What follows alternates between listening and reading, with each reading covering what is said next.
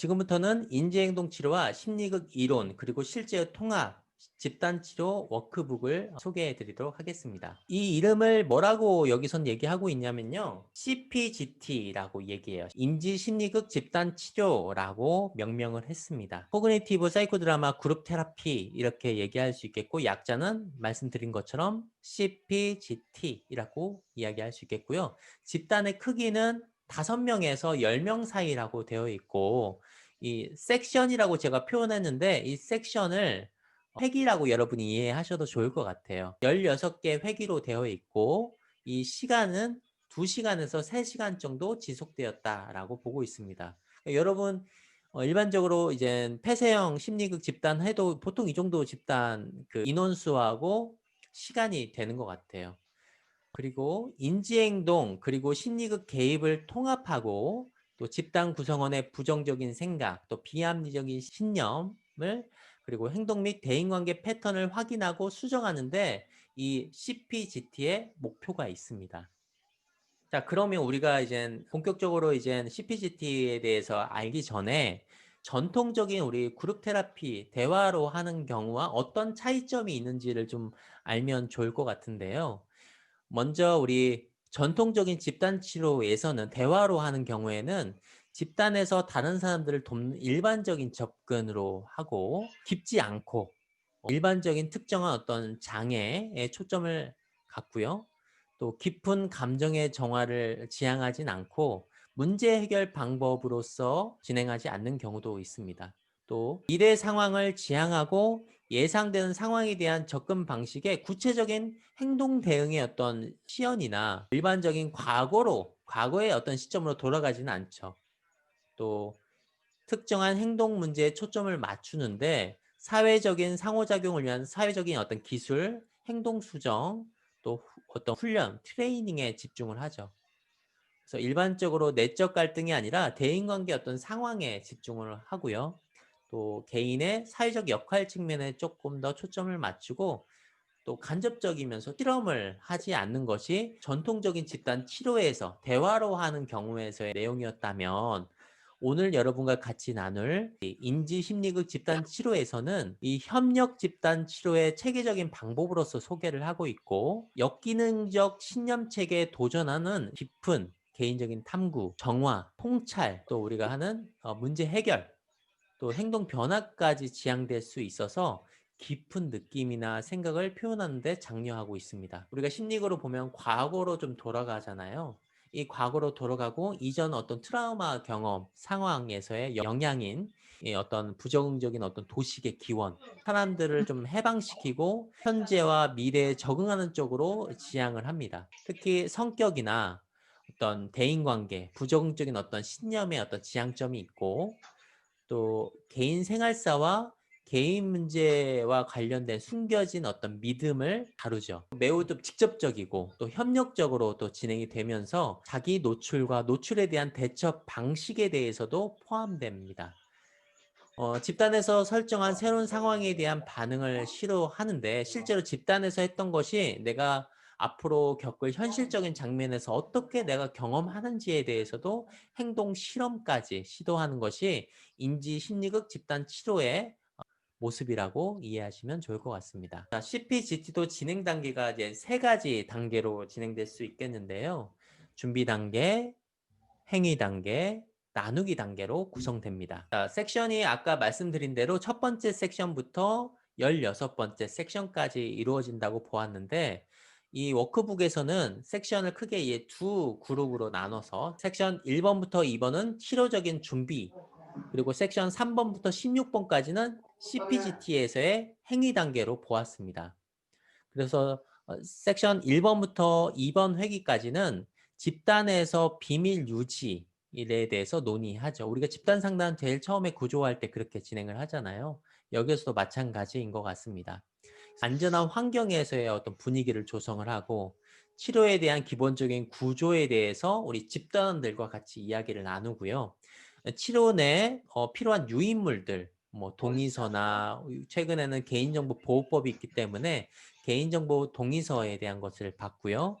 그리고 사용될 기법들이 어떤 기법들이 있는지에 대해서 자세하게 유인물을 통해서 안내를 합니다.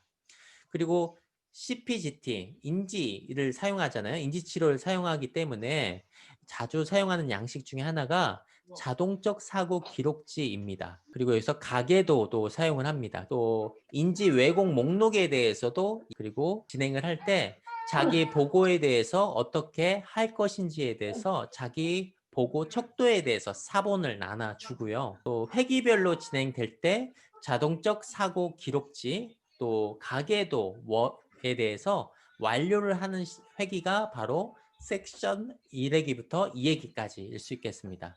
그래서 이 섹션의 그리고 1회기부터 2회기 치료 준비 단계 마지막 단계는 주인공을 이제 자원할 사람 그리고 자동적 사고와 가계도를 공유하면서 함께 합니다. 이 1회기에서 2회기까지 아직은 행동적으로는 뭔가 행위화는 하지 않아요. 자, 그리고 섹션 3에서 16까지는 이 CPGT에서 행위 단계라고 볼 수 있겠는데요. 앞에서 우리가 작성했던 이 자동적 사고 기록지에서 나왔던 이 자동적 사고의 내용, 그리고 중간 신념, 그리고 도식 간의 연결을 확인하고요. 과제를 위해서 완료된 자동적 사고 기록지와 가계도에 대해서 서로가 이야기를 나눕니다. 그리고 각 세션의 주인공을 선택을 하고 자동적 사고 기록지를 완료하고 심리극 무대 위에 도전할 주인공이 어떤 사건에 대해서 어떤 상황에 대해서 이야기할 것인지를 선택하게 됩니다. 그리고 준비 단계에서 만들었던 가계도에 대해서도 얘기를 하고 이때 어떤 상황이 만들어졌기 때문에 그 상황에서 등장한 어떤 인물들이 있잖아요. 내적인 인물일 수도 있고 외적인 인물일 수도 있는데 그것과 관련된 이중자나 여기에선 적대자라고 표현했어요. 그럼 보조자를 선택함으로써 본격적인 행위 단계로 진행하게 됩니다.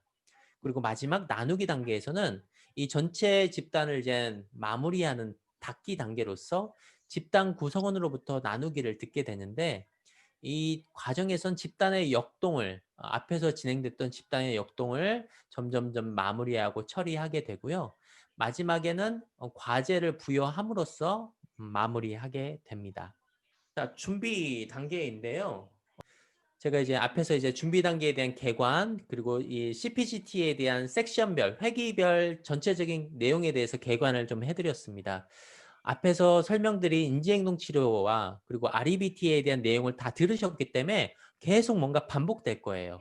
자, 신념 찾기 전에 촉발 사건 적고 그거에 대한 비합리적인 신념 찾고 그거에 대한 결과가 어떤 건지 그리고 비합리적인 신념에 관련된 것을 어떻게 논박할 것인지 토마스 쿤의 이 5가지 논박 기준을 통해서 논박하는 그런 내용들이 이제 이 CPGT에 자연스럽게 녹아가면서 여러분이 이해가 되실 겁니다. 준비 단계예요. 주인공을 선정하죠. 주인공을 선정해서 특히 집단원들 중에 자원을 하는 사람들을 정합니다. 그래서 자동적 사고 기록지를 활용하게 되는데 이때 자동적 사고 그리고 핵심 신념, 도식을 확인합니다. 도식 한마디로 우리가 그 템플릿이라고 이해하시면 좋을 것 같습니다. 우리 파워포인트 보면 기본적인 템플릿 있잖아요. 그 템플릿을 우리가 디자인을 선택할 때 클릭 한 번으로 템플릿이 바뀌는 경험을 하잖아요. 그런 것처럼 우리 만나는 주인공들, 내담자, 그리고 우리 자신이 세상을 인지하는 데 있어서 갖고 있는 틀이 있다는 거죠. 템플릿이 있어요. 근데 그 템플릿을 통해서 그 세상과 상호작용하는데 그 템플릿이 도식이 어떠냐에 따라 생각, 감정, 관계, 신체가 영향을 받을 수 있다는 거죠. 그래서 이 자동적 사고 기록지를 통해서 그 핵심 신념과 도식을 하는 과정을 이 준비 단계에서 구체적으로 하게 됩니다. 특히 이제 원가족과 관련된 가계도를 사용하게 되고 여기 보면 사회적 원자라고 되어 있는데 소셜 아톰이라고 얘기합니다. 여기 그림 보시면 첫 번째 그림이 가계도이고요. 두 번째 그림도 가계도고 그리고 세 번째가 이제 소셜 아톰이라고 얘기합니다. 우리가 심리극에서 가계도를 만들 때 가족 조각 기억나시죠? 가족 조각할 때 주인공이 가운데 서 있고 나와 심리적으로 가까운지 먼지 바라보는지 외면하는지를 우리 가족 조각으로 확인하잖아요. 사티어에서도 이 작업 비슷한 작업을 하기도 하고 그것처럼 소셜 아톰에서는 이 주인공이 현재 가족 관계 안에서의 심리적인 선호도 또 역동을 이 소셜 아톰을 통해서 확인합니다. 그림을 이런 식으로 그리는 거예요. 스트레스 상황과 관련된 거를 한번 적어 보시고 그것과 관련된 자동적 사고는 뭔지 그리고 그것과 관련된 인지적인 오류는 뭔지 그것과 관련된 타당한 생각은 뭔지 그리고 그것과 관련된 감정 지수는 몇 점인지 한번 적어 보시는데 여기 보면 인지적 오류가 우리가 좀 어려울 수 있잖아요. 그래서 제가 아래다가 다 표시를 해놨어요. 인지적 오류가 무엇인지에 대해서 파국적 예상, 또 나와 관련 짓기, 뭐 지레짐작하기, 또 흑백 논리 이렇게 적어놨는데 그것과 관련돼 한번 여러분이 어떤 상황이 있는지 한번 적어보시길 원하고요. 혹시 이 양식이 좀 어렵다라고 하시면 종이에다가 A, B, C라고 적으시고 A는 액티베이트 이벤트, 촉발 사건이에요. 여러분 최근에 겪었던 스트레스 상황을 한번 적어보시고 그 다음에 B를 적는 게 아니라 C를 적어보시는 거예요. 내가 그 사건 때문에 내가 어떤 감정적인 어려움이 있었는지 그리고 어떤 행동들을 하는지 그리고 관계에서는 어떤 어려움들이 있는지를 한번 적어보시길 바라요. 제가 한번 이 ABC 기록지나 또 자동적 사고 기록지를 한번 작성을 한번 해보고자 했던 이유가 실제로 여러분이 내담자라면 이게 어떤 느낌이 드는지에 대해서 한번 경험하고자 한번 작성을 해보았습니다. 두 번째 이제 행위 단계인데요. 이 앞에서 우리가 적어 보았던 이 자동적 사고 기록지에서 논의된 상황들이 있잖아요. 그 상황과 관련된 유사한 상황을 확인하게 됩니다. 우리 심리극에서는 인터뷰 단계라고 얘기할 수 있겠죠. 그 단계에서 혹시 우리 주인공이 해결되지 않았거나 또 과거에 반복되는 어떤 특정한 상황을 장면으로 설정을 하고요. 그 장면 속에서 등장하는 어떤 인물들과 사건 속에서 거울기법 또는 독백, 역할교대 또는 뭐 이중자기법 등등을 활용해서 장면을 만들어 갑니다. 근데 이때 심리극 진행에 따라서 상황이 바뀌거나 또 사건의 어떤 초점이 바뀔 수 있다라고 여기 CPGT 워크북에서는 설명하고 있고요.